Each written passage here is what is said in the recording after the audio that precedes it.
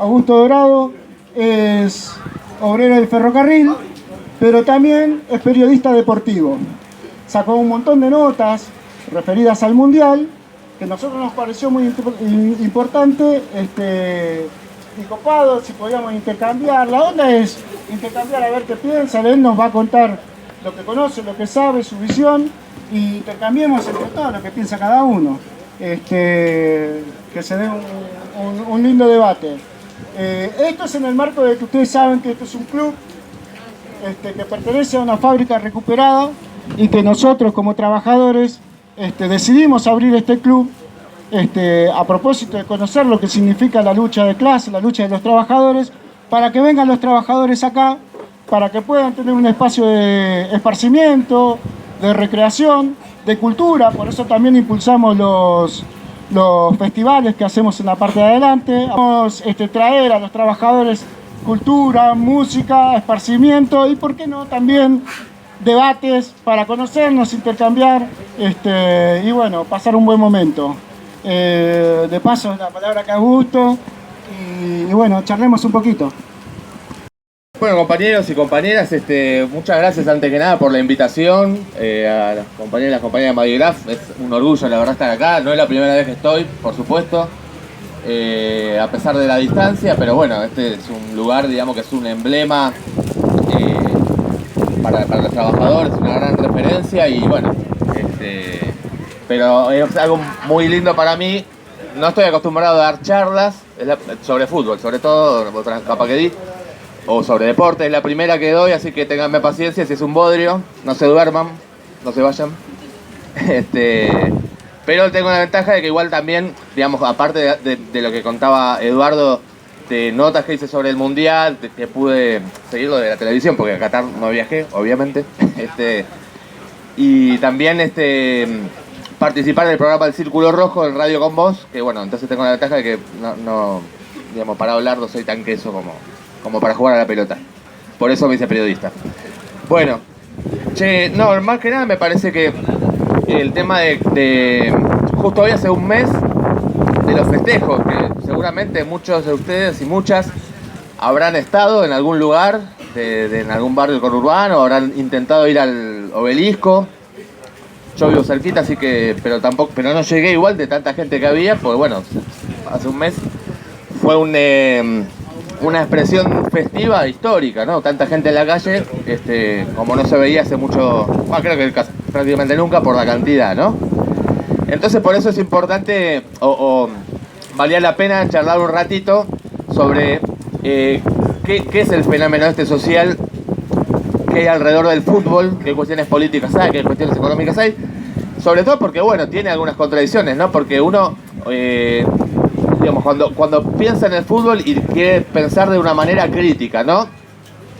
Digamos, a uno le gusta, ¿no? Creo que a la mayoría de nosotros de alguna forma nos gusta, y sobre todo en momentos en que quedamos tan involucrados como cuando es un mundial, ¿no? Porque incluso mucha gente que por ahí no sigue el fútbol de los clubes, el fútbol cotidiano, de los que por ahí somos más hinchas, se involucra también, ¿no? Un poco también porque fue cambiando con el correr de los años, cada vez más es un espectáculo deportivo impresionante, motorizado por una industria del espectáculo impresionante, y aparte que la tecnología, digamos, el internet, las transmisiones, de alguna forma te llega, digamos, medio que no te podés escapar. Si vos no te gusta el fútbol, te llega por las redes sociales, algo, y bueno, de alguna manera te involucras. Digamos que por ahí es muy poca la gente que no dijo, no quiero saber nada, me encierro y no miro los partidos. Creo que todos, de alguna forma, estuvimos, ¿no? Metidos en esto. Y aparte porque como salimos campeones, muchachos, muchachas, etcétera, creo que fue un momento, digamos, todo un mes prácticamente, que tuvo bastantes cosas lindas, bastantes cosas interesantes, ¿no? Pero lo que decía antes, si pensamos de una forma crítica, y mucha gente que también dice, bueno, pero el fútbol es un negocio, esencialmente es un negocio. O también los que piensan o pueden decir, y con cierta razón, bueno, pero el fútbol también lo usan para tapar la realidad, lo usan como pantalla, los gobiernos tratan de usarlo, ¿no? Eso es un poco algo que escuchamos y que aparte podemos pensar, ¿no? Lícitamente que es así. Un poco lo que quería era tocar estas dos cuestiones para ver que eso quizá en realidad tiene algunas contradicciones, porque si no, si es solamente un negocio y si es para tapar la realidad, ¿por qué nos gusta? Algunos por lo menos, ¿no? Nos gusta y digamos, ¿qué es lo que hay? ¿Qué tiene de atractivo? Entonces, bueno, por un lado, que es un negocio, sí, eso no hay ninguna discusión. E incluso hay una tendencia cada vez mayor a que sea cada vez un negocio más importante, ¿no? Yo soy bastante grande, digamos, ya tengo 49 años. Parezco de menos, me dijeron que parezco de 48 y medio, así que no estoy tan mal. Pero me tocó vivir otra época del fútbol, por ejemplo en los años 80, donde en los planteles de los equipos los jugadores duraban mucho más tiempo. Por ahí tenías un jugador durante 5 años, 8 años, y eso hoy no existe más. Hoy con suerte te dura una temporada y capaz que en el medio de la temporada se te fue un jugador, ¿no? Aún para los equipos más poderosos. Digamos, eso se mercantilizó tanto, sobre todo a partir de la mitad de los años 90, cuando en Europa salió una legislación que permitía que los jugadores dentro de la Unión Europea pudieran moverse tranquilamente a pesar de su nacionalidad. Antes solamente en la Liga Española podían jugar 2 extranjeros, el resto eran todos nativos españoles. En Italia, en las ligas importantes, en Inglaterra era todo igual.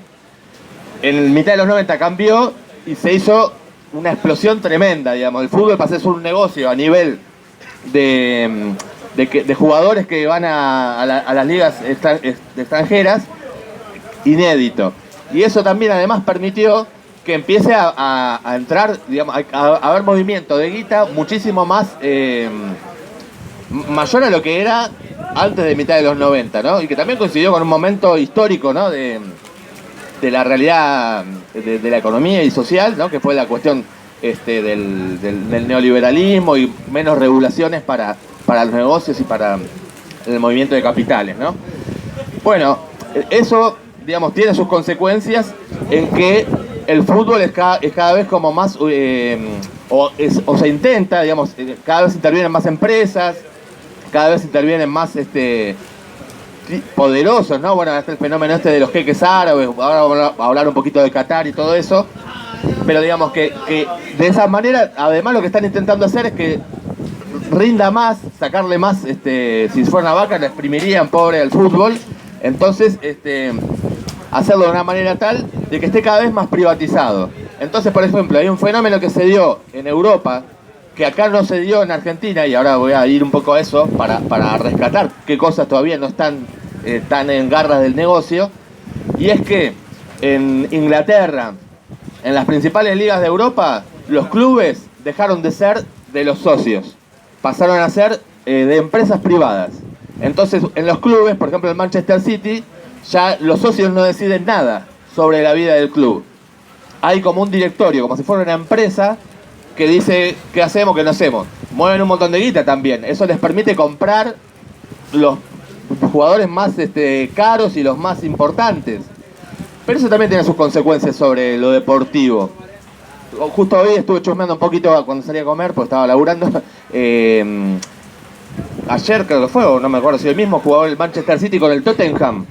Ganó el Manchester City, pero le costó bastante. Y Guardiola, que es el técnico del Manchester City, estaba medio mal, se quejaba, decía, sí, ganamos. Y después en un momento jugamos un poquito mejor.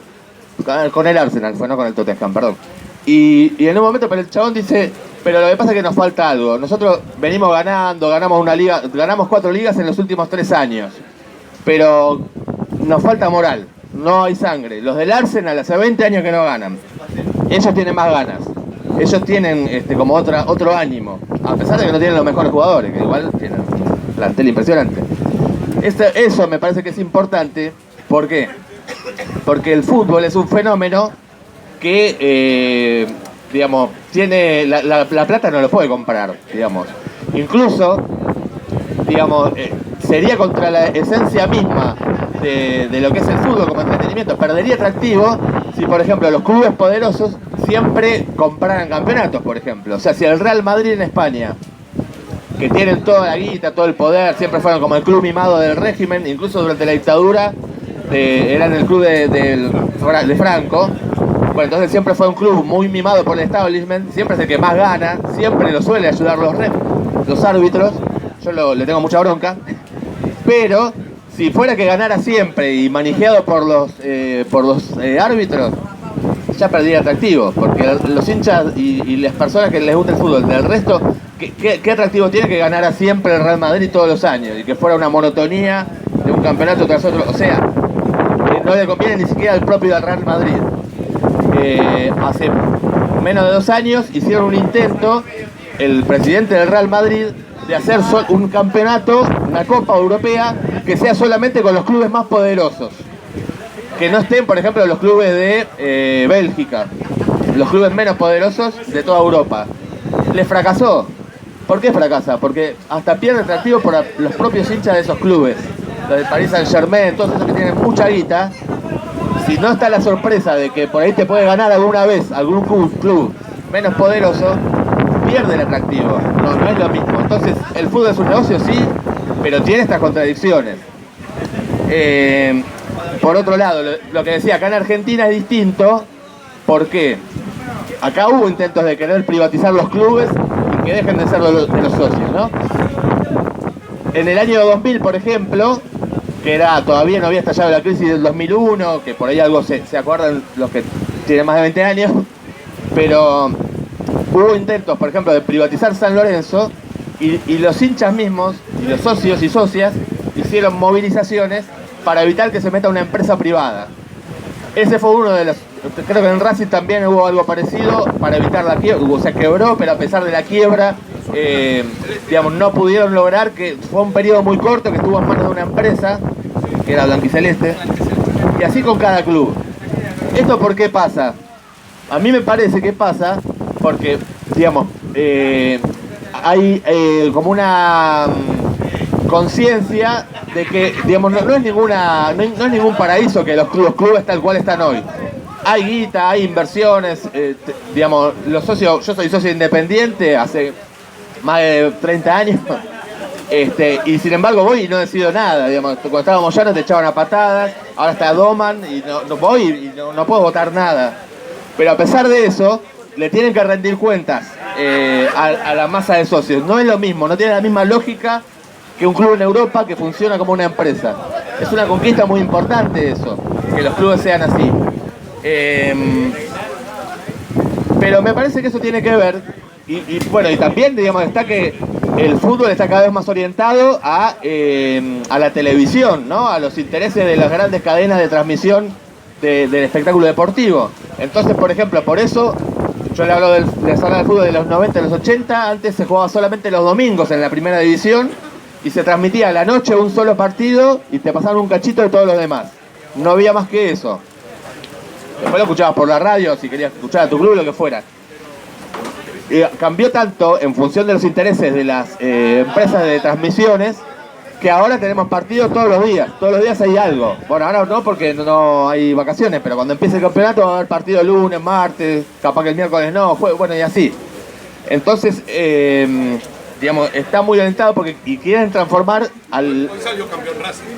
Hoy salió campeón Racing de una copa medio inventada, bueno. Pero también es parte de eso, está bueno el ejemplo del campeonato ¿no? Esta copa, Supercopa, no sé, de campeones, Boca y Racing, que se tuvo que jugar en Abu Dhabi. ¿Por qué? Porque también, o sea, llegan al nivel de comprar el espectáculo deportivo. O sea, acá hubiera sido mucho más atractivo que se jugara Boca Racing en un horario que la gente pueda ir. Se jugó a las 12:30 del mediodía, que estamos todos laburando. ¿Quién la pudo ver? Digamos, pierde atractivo de esa manera. Entonces tiene esa contradicción el negocio del fútbol, que a veces tiene que equilibrar, digamos, a veces no puede sacar de su ser. Porque, por ejemplo, eso también, me acordé de algo, también dijo Guardiola hoy, o ayer. Va la gente a ver al Manchester City, la mayoría de la gente que va son turistas, porque es como parte de un paquete de ir a visitar Manchester. Cada vez van menos los hinchas, digamos, los que tienen un interés en que el Manchester City gane, que son apasionados. Entonces eso tiene su impacto en la cancha, digamos. Y Guardiola dijo, yo veo que en los primeros tiempos no alienta a nadie. Bueno, entonces, imagínense si no hay contradicciones con que el negocio del fútbol acapare cada vez más. Acapara cada vez más, es verdad, pero a veces eso va en contra de que siga siendo algo atractivo el fútbol, ¿sí? Eso es una cuestión. Algo más para pensar a ver si qué puede tener que ver con que haya una idea de que el club es de los socios y de los hinchas, que hay que defenderlo. Y acá en Argentina la idea de que quede en manos de empresas privadas no cuaja todavía, por lo menos. Y creo que nunca va a entrar, pero bueno, es algo que eso puede cambiar, claro. A mí me parece que en el origen de los clubes de fútbol hay algo muy interesante. Yo no sé si vieron en Netflix, hay una serie muy cortita que se llama Juego de Caballeros, que habla sobre el origen del fútbol, de cómo nace el fútbol en Inglaterra. Entonces, bueno, para resumirlo rápido, eran colegios del sur de Inglaterra, que era más poderoso, digamos, de ricos, le empezaron a poner reglas a algo que ya más o menos existía, ¿no? Porque, digamos, desde la época, digamos, el antiguo imperio chino, el imperio romano, en la Edad Media, siempre hubo algún tipo de juego, los aztecas y los mayas, siempre hubo algún tipo de juego colectivo con una pelota. No siempre con el pie, podía ser un poco con el pie, un poco con la mano, qué sé yo, pero hubo distintos, en la historia más moderna, digamos, de la civilización y de distintas culturas, juegos parecidos al fútbol. Pero a mitad del siglo XIX le empezaron a poner reglas y empezaron a armar un juego que es lo que terminó siendo el fútbol actual. Entonces, era un juego que podían jugar solamente los ricos. ¿Qué pasó? Algunos dueños de fábricas vieron que los obreros también jugaban. Entonces, ¿qué hicieron? Dijeron, bueno, vamos a armar el equipo, a ver si el equipo que representa mi fábrica, con mis obreros, a ver cómo le va. Y empezaron a ver que eso que empezaba a andar bien, digamos, porque había un sentido de pertenencia entre los trabajadores que es distinto al de los ricos y los chetos que se juntaban porque iban al mismo colegio y después siguieron cada uno su vida, ¿no? Entonces, bueno, empezó a haber esa contradicción, empezó a haber clubes donde empezaban a jugar los trabajadores, empezó a haber también la cuestión del negocio, porque los dueños de la fábrica empezaban a comprar. En Escocia había dos buenos jugadores, voy y los compro y los traigo para el club de mi región. Empezó a ver todo eso, ¿no?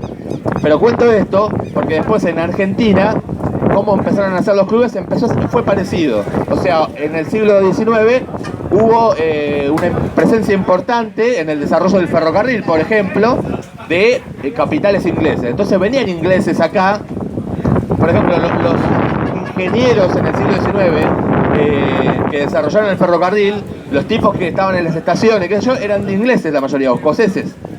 Entonces esos tipos empezaron a jugar al fútbol, pero los obreros de pronto empezaron a jugar también al fútbol. Entonces, y también pasó en los colegios ingleses, ¿no? De hecho, el primer tipo que armó, digamos, un equipo y un club era un escocés, ¿no? Que se dice que es el fundador del fútbol argentino, Sir Alex Watson Hutton, no sé cómo se dice en inglés. Bueno, pero claro, la pelota empezó a rodar y cada vez se empezó a hacer más popular. Digamos, no pudieron mantenerlo como un juego solamente de las élites, ¿no?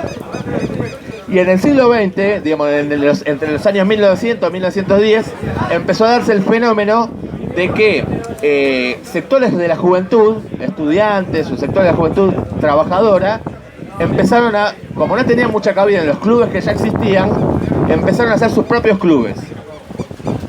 Caso Independiente, caso Huracán, Boca y River nacieron de la juventud en La Boca, eran dos equipos distintos que los dos nacieron en La Boca.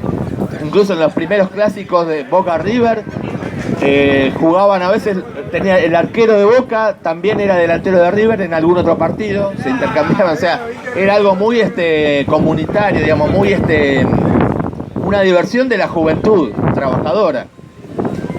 Y los clubes más importantes que todavía hoy existen, digamos, nacieron de esa forma.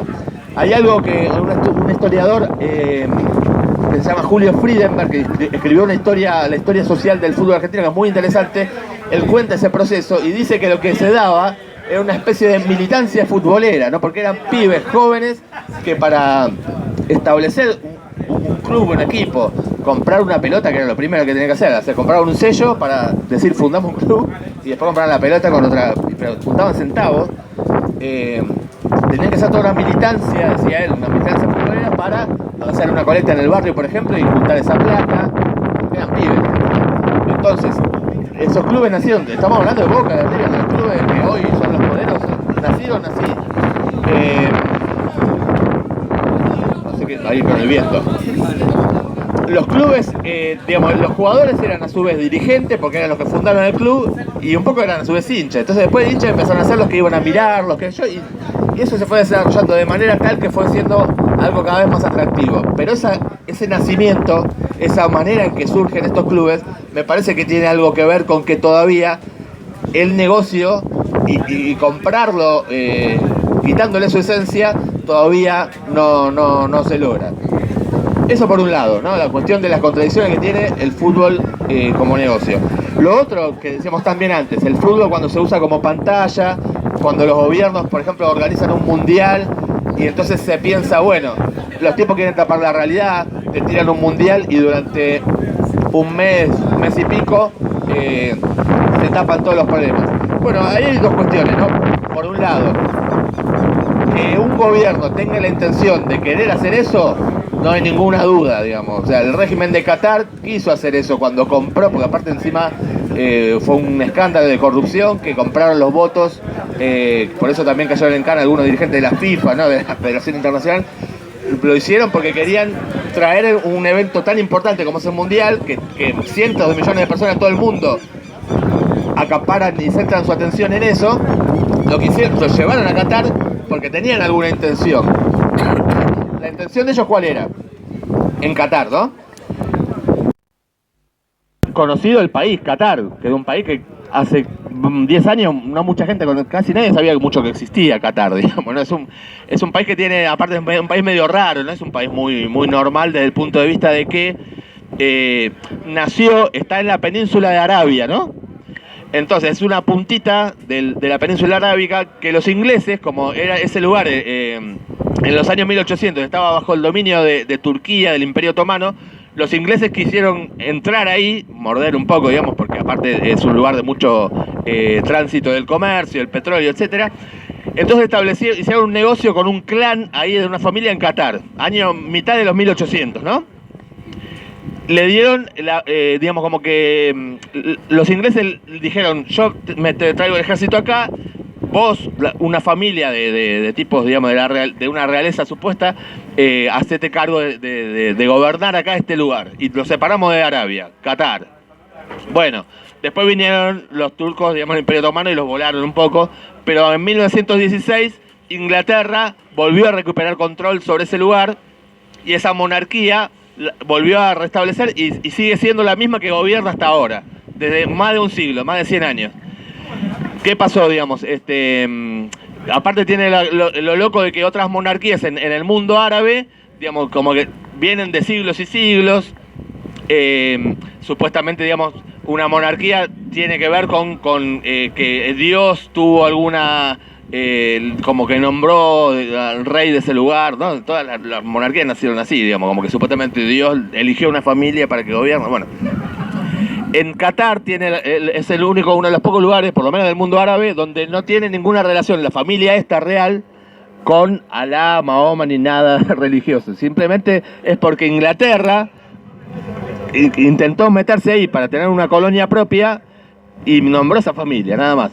Entonces, esto lo menciono porque Qatar lo que quiso hacer es hacerse conocido un poquito en el mundo. Lo está haciendo de varias maneras, aparte, porque es una familia, tienen mucha guita, desarrollaron el petróleo, es el principal exportador de gas, y entonces quieren dar una imagen de ser un país moderno, etcétera, etcétera, ¿no? Tienen aerolínea, bueno, en los últimos 20 años empezaron a aparecer mucho más, y vieron que el fútbol era una buena vidriera para mostrarse. Entonces, por eso dijeron mundial a Qatar. Y la FIFA dijo, vengan los billetes, mundial a Qatar. Porque aparte por eso fue en diciembre, porque si no, en mitad de año, en pleno verano de allá, son temperaturas imposibles. Bueno, un lugar sin ninguna tradición de fútbol, donde casi no había ninguna liga, la desarrollaron hace poquito. Pero bueno, entonces el régimen de Qatar, ¿quiso hacer algo con esto? Sí, quiso mostrar que existe Qatar, quiso mostrar que el régimen que gobierna Qatar no es tan malo como parece, no es tan malo como dicen. Ahora, el tiro le salió medio por la culata. ¿Por qué? Porque empezó a ser reconocido Qatar, pero también empezó a hacerse conocido que había un régimen que gobierna Qatar que tiene leyes contra las personas LGTB, ¿no? Que digamos no acepta en su constitución, incluso en la constitución no aceptan ninguna sexualidad que no sea heterosexual y matrimonio, no acepta ninguna libertad sobre la vida personal de sus habitantes. Por otro lado, es un régimen que todo lo decide el príncipe, todo. No hay nada que decida los que viven en Qatar. Pero hay un parlamento muy pequeño que solo tira ideas nada más, pero el príncipe dice sí o no y listo. Entonces, lo poco que votan en Qatar, los que viven en Qatar, es ese parlamento, pero solamente lo vota el 10% de la población, de la gente que vive en Qatar. ¿Por qué? Porque todo el otro 90% no tiene la nacionalidad, no tiene derecho de ciudadano, porque son inmigrantes o hijos de inmigrantes. Entonces Qatar no los reconoce como... gracias.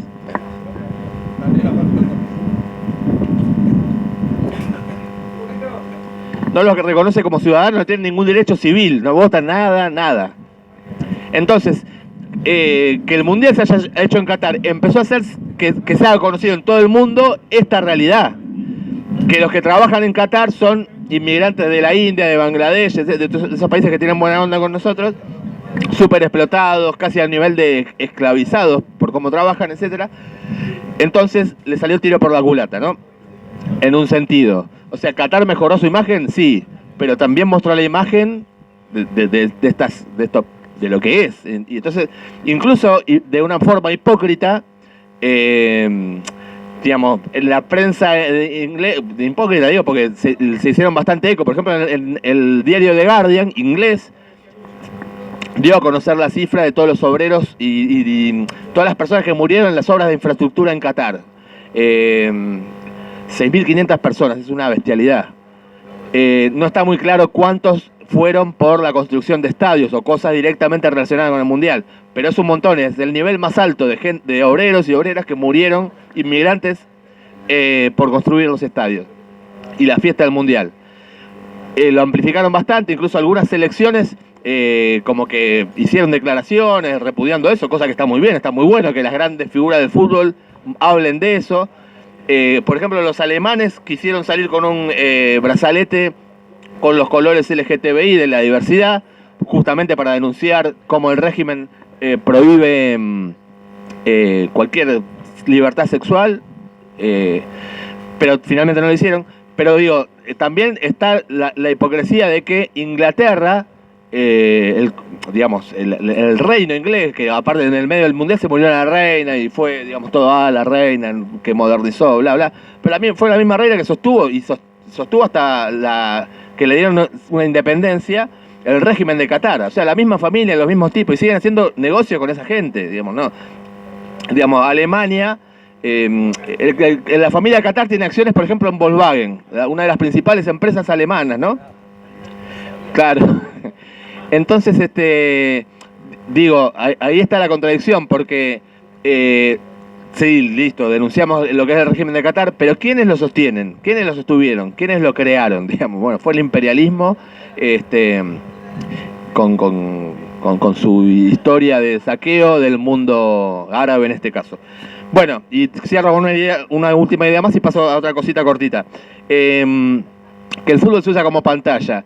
Pues eso es muy relativo en realidad, porque por ejemplo también Mundial 78 por ahí fue uno de los ejemplos más que más viene a la memoria, ¿no?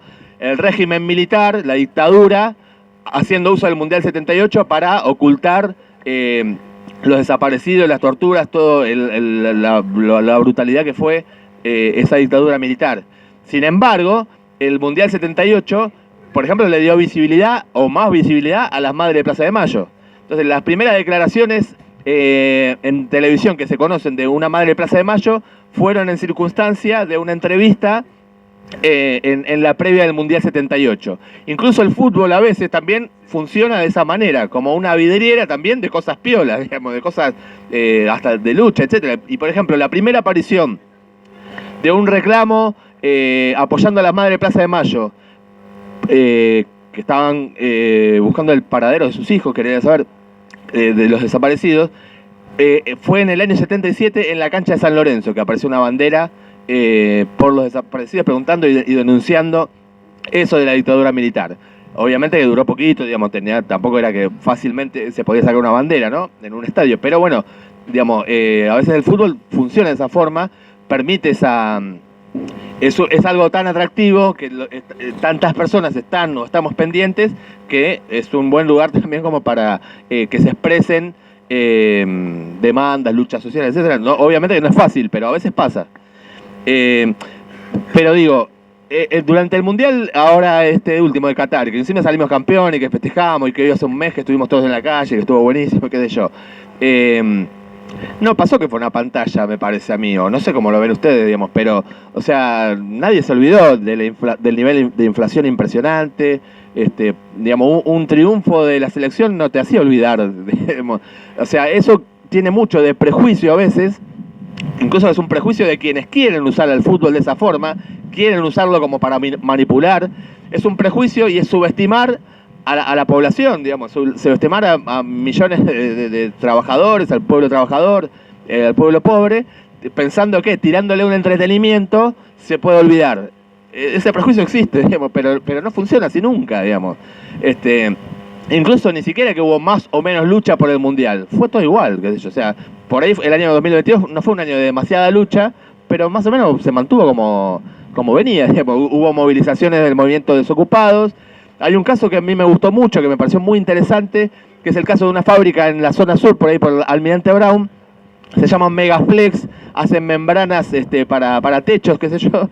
Entonces en esa fábrica hubo despidos, ¿no? Porque despidieron a compañeros que tenían problemas de salud y que pasaban por ART. Entonces la empresa, capaz que a ustedes en alguna fábrica les pasa, que las patronales a esos compañeros los llaman los rotos, ya no les sirve más, o los indemniza por poca guita o a veces los echa, le busca la vuelta para echarlos, ¿no? En el ferrocarril pasa lo mismo, o pasó por lo menos durante el gobierno de Macri, pasó mucho y siguió pasando.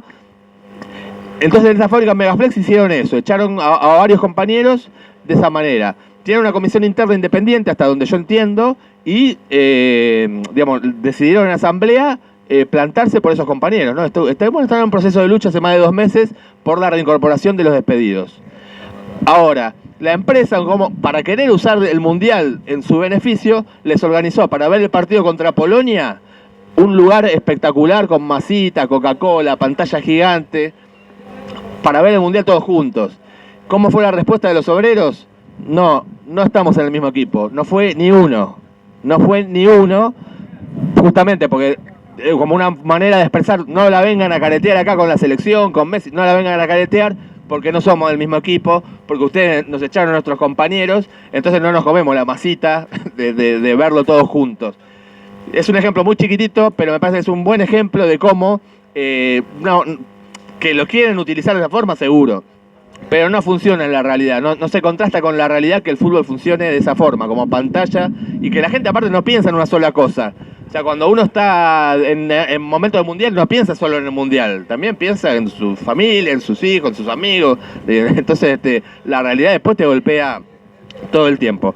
Bueno, yo quería, digamos, con esas dos cuestiones, digamos, tratar de pensar que el fútbol es un fenómeno cultural, hay una industria del espectáculo detrás de él, por supuesto, pero tiene muchísimas contradicciones. Eso también explica por qué nos gusta, también por qué lo seguimos, por qué le damos bola, ¿no? Porque aparte también tiene una cuestión de que en el fútbol nosotros, digamos, solemos involucrarnos bastante porque un poco construimos nuestra identidad, algunos por lo menos, o de alguna forma, a través del fútbol, ¿no? Uno se hace